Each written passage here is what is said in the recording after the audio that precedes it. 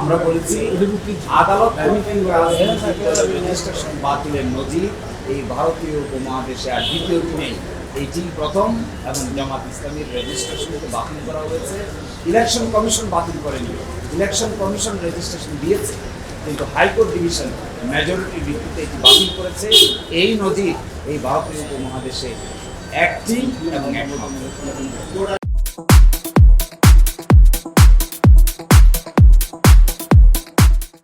উনি বলেছেন যখন এই মামলাটি জনাব জসিমউদ্দিন সরকার জামায়াতের পক্ষ থেকে কাগজপত্র ইলেকশন কমিশনে জমা দিচ্ছিলেন, ইলেকশন কমিশন সংশোধন দিয়েছে, আবার জমা দিয়েছেন, আবার সংশোধন দিয়েছে, আবার জমা দিয়েছেন, আবার সংশোধন দিয়েছে।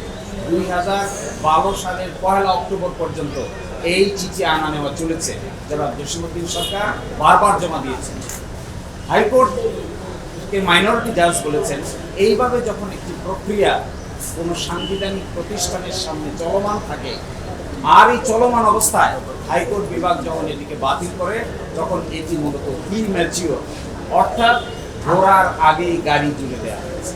ইসি বলেছেন যে ইসিও স্বীকার করেছেন, ইলেকশন কমিশন স্বীকার করেছেন যে যখন এই বিষয়টি আমাদের বিবেচনাধীন ছিল, জামাত ইসলামী তার গঠনতন্ত্র সংশোধন করে ইলেকশন কমিশনে জমা দিয়েছিল, সেই সময় আমরা বিবেচনা করছিলাম। কিন্তু যেহেতু হাইকোর্ট বিভাগে মামলাটি উত্থাপন হয়েছে এবং শুনানি শুরু হয়েছে, সেই জন্য আমরা এই বিষয়টি নিয়ে আর অগ্রসর করি নাই।